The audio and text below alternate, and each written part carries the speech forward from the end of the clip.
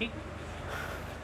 तो अब हम देखने जा रहे हैं Newton's third law of motion. ठीक है, तो अगर हम इसकी बात करें, Newton's third law of motion की बात करें, तो हम इसमें मेनली रूप से बात करते हैं एक्शन रिएक्शन फोर्स के बारे में।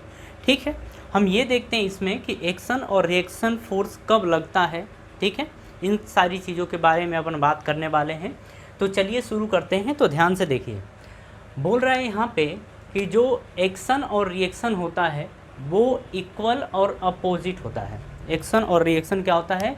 इक्वल और अपोजिट। कहने का मतलब क्या है कि अगर दो बॉडीज़ हैं, दो बॉडीज़ के ऊपर अगर हम बात करें कि एक बॉडीज़ ये है, दूसरी ये है, इसके ऊपर जितना फोर्स लगता है इसके ऊपर भी उतना ही फोर्स लगता है। ठीक है, मतलब वही बात कर रहे हैं कि इक्वल और अपोजिट होते हैं। ठीक है, नेक्स्ट बात करते हैं अपन।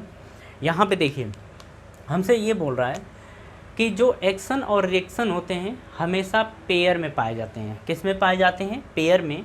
एक को बोला जाता है एक्शन और दूसरे को बोला जाता है रिएक्शन। ये बातें आपको ध्यान रखनी है। ठीक है, कि एक को एक्शन बोलते हैं और दूसरे को रिएक्शन बोलते हैं, और एक्शन और रिएक्शन हमेशा पेयर में पाए जाते हैं। ठीक है, चलिए नेक्स्ट पॉइंट की बात करें तो हम यहाँ पे ये बोलते हैं कि जो एक्शन और रिएक्शन होते हैं हमेशा एक साथ काम करते हैं, साइमल्टेनियसली काम करते हैं। ठीक है, किनके? दो बॉडीज़ के बीच में। तो हम क्या बोलते हैं कि एक्शन और रिएक्शन जो फोर्स होते हैं दोनों एक साथ काम करते हैं और डिफरेंट बॉडीज़ के ऊपर काम करते हैं। ठीक है, मतलब दो बॉडीज़ के ऊपर काम करते हैं।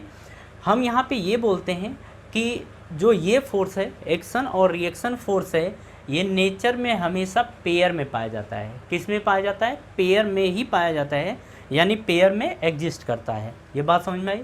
चलिए नेक्स्ट पॉइंट की अगर बात करें तो एक्शन और रिएक्शन जो होते हैं हमेशा दो डिफरेंट बॉडीज़ के ऊपर ही काम करते हैं। मतलब एक्शन और रिएक्शन फोर्स जो होता है वो दो बॉडी के ऊपर लगता है। ठीक है, चलिए एक नोट है, इस पॉइंट को आप ध्यान रखिएगा। ठीक है, हम क्या यहाँ पे बोलते हैं कि जो ये फोर्स होता है, किस फोर्स की बात करें? एक्शन और रिएक्शन फोर्स की बात करते हैं। ये सेम टाइप्स के होते हैं, मतलब जो दो बॉडी के ऊपर लगने वाले फोर्स होते हैं वो सेम टाइप के होते हैं। ठीक है, अब ज़रा इस चीज़ को समझते हैं अपन। देखिए, अगर एक बॉडी पे कांटेक्ट फोर्स लग रहा है तो दूसरे बॉडी पे भी कांटेक्ट फोर्स ही लगेगा। अगर एक बॉडी पे ग्रेविटेशनल फोर्स लग रहा है तो दूसरे पे भी ग्रेविटेशनल फोर्स ही लगेगा। ठीक है, अगर एक बॉडी पे अगर हम बात करें इस तरीके से कि अगर एक बॉडी पे इलेक्ट्रिकल फोर्स लग रहा है तो दूसरे पे भी इलेक्ट्रिकल ही फोर्स लगेगा। अगर एक बॉडी पे मैग्नेटिक फोर्स लग रहा है तो दूसरे पे भी मैग्नेटिक फोर्स ही लगेगा। एक बॉडी पे न्यूक्लियर फोर्स लग रहा है तो दूसरे बॉडी पे न्यूक्लियर फोर्स लगेगा। कुल मिला के कहने का क्या मतलब था कि जो एक्शन और रिएक्शन जो फोर्स है वो सेम टाइप के होते हैं और दोनों बॉडी के ऊपर सेम टाइप से ही लगते हैं। ठीक है, तो ये कुछ बातें थी एक्शन और रिएक्शन के बारे में। चलिए हम यहाँ पे एग्जाम्पल के थ्रू समझते हैं इनको। ठीक है, इनको हम एग्जाम्पल के थ्रू समझेंगे एक्शन और रिएक्शन को, कि अगर दो बॉडीज़ हैं तो दो बॉडी के ऊपर एक्शन और रिएक्शन फोर्स जो होता है वो किस तरीके से काम करता है। ठीक है, इसके बारे में बात करेंगे।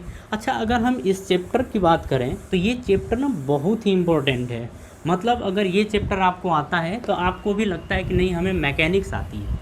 ठीक है, इसीलिए हमें इसको स्ट्रांगली पढ़ना होता है, और मैकेनिक्स को तो आपको मजबूती से हमेशा ही पढ़ना होता है और आप पढ़ेंगे। ठीक है, चलिए हम यहाँ पे कुछ एग्जांपल की बात करते हैं। जैसे मान लीजिए कि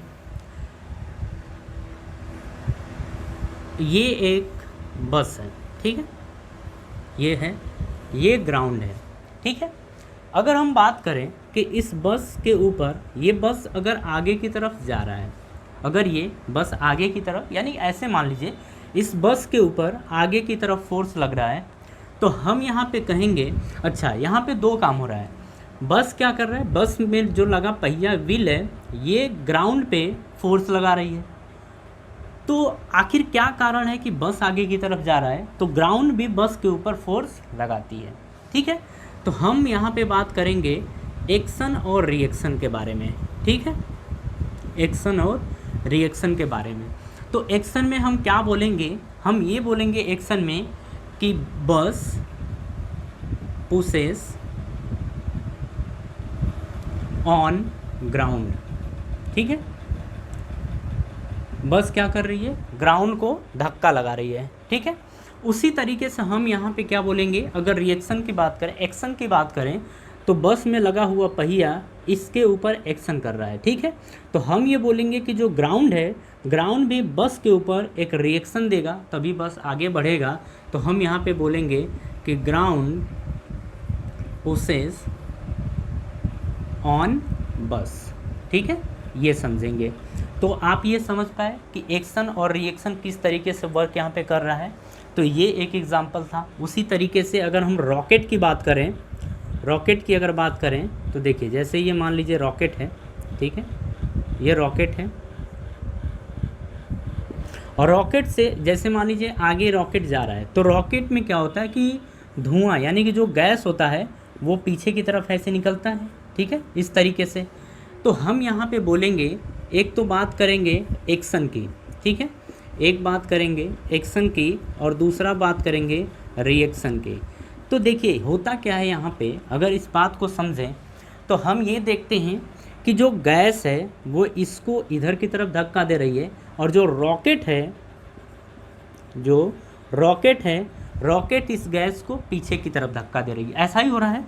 तो हम बोलेंगे कि अगर एक्शन की बात करें तो रॉकेट इस गैस के ऊपर एक्शन लगा रहा है, तो गैस इसके ऊपर रिएक्शन कर रहा है, तो भी ये जाके रॉकेट आगे बढ़ रहा है, ठीक है। इस तरीके से ये रॉकेट आगे बढ़ता है।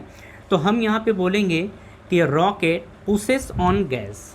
तो यहाँ पे हम ये बोलेंगे कि रॉकेट पुशेस ऑन गैस, ठीक है। तो ये तो एक्शन था। अगर हम रिएक्शन की बात करें तो गैस भी तो इस रॉकेट को आगे की तरफ धक्का देता है। तो हम यहाँ पे बोलेंगे कि गैस पुशेस ऑन रॉकेट, ठीक है। ये चीज़, ये बात समझ में आ गई। ये भी काफ़ी अच्छा एग्जाम्पल था। अब नेक्स्ट की बात करें अगर, तो नेक्स्ट हम बात करने जा रहे हैं, जैसे ये एक स्प्रिंग है, ठीक है। एक स्प्रिंग को एक मानव है, एक इंसान है जो इसे खींच रहा है, ठीक है, इसे इधर की तरफ खींच रहा है। तो हम यहाँ पे ये देख रहे हैं कि ये इस स्प्रिंग के ऊपर एक्शन कर रहा है, तो स्प्रिंग भी तो फोर्स लगाएगी पीछे जाने के लिए। जैसे अगर इस इंसान की बात करें तो ये इधर की तरफ इसे खींच रहा है, यानी स्ट्रेच कर रहा है, तो ये स्प्रिंग क्या करेगी, इस स्प्रिंग क्या करेगी, ये अपने नेचुरल पोजीशन में आने के लिए स्प्रिंग इसके ऊपर पीछे की तरफ धक्का लगाएगी। ऐसा ही होता है। तो अगर हम बात करें एक्शन की, तो हम बोलेंगे कि मैन पुशेस ऑन स्प्रिंग, ठीक है, हम ये बोलेंगे। फिर अगर रिएक्शन की बात करेंगे तो स्प्रिंग भी तो धक्का लगा रही है, तो हम बोलेंगे कि स्प्रिंग पुशेस ऑन मैन। ज़रा इस चीज़ को समझिएगा, ठीक है। एक्शन रिएक्शन का पेयर हमें इस तरीके से देखने को मिलता है। अगर एक बॉडी दूसरे के ऊपर फोर्स लगा रही है अगर एक डायरेक्शन में, तो दूसरी बॉडी भी पहले बॉडी के ऊपर फोर्स लगाएगी अपोजिट डायरेक्शन में, वो भी इक्वल, ठीक है। तो यहाँ पे समझिएगा, बस क्या कर रही है, इस अर्थ को पीछे की तरफ धक्का देना चाहती है, ठीक है। तो ये अर्थ क्या करेगी, इसके ऊपर आगे की तरफ फोर्स लगाएगी। ये हमेशा आपको ध्यान रखना है। तो हम कहते रहे कि जो बस है वो एक्शन कर रहा है, ठीक है, यानी कि बस क्या है, एक्शन फोर्स लगा रहा है किसके ऊपर, अर्थ के ऊपर। तो अर्थ भी एक रिएक्शन फोर्स लगाएगी बस के ऊपर, ठीक है। ग्राउंड की बात कर रहे हैं। रॉकेट की बात करें, रॉकेट गैस और रॉकेट, ये गैस है, तो गैस और रॉकेट की बात करें तो रॉकेट इस गैस के ऊपर एक्शन फोर्स लगा रहा है, तो ये गैस भी इस रॉकेट के ऊपर रिएक्शन फोर्स लगा रहा है, तभी ये रॉकेट आगे की तरफ बढ़ता है, ठीक है। यहाँ की बात करें तो ये मैन जो है स्प्रिंग के ऊपर इधर की तरफ एक्शन फोर्स लगा रहा है, तो ये स्प्रिंग नॉर्मल पोजीशन में जाने के लिए एक रिएक्शन फोर्स लगा रही है किसके ऊपर, मैन के ऊपर, ठीक है। मतलब कुल मिला के ये है ना कि ये स्प्रिंग करे छोड़ो, क्या करे छोड़ो, ठीक। चलिए, तो ये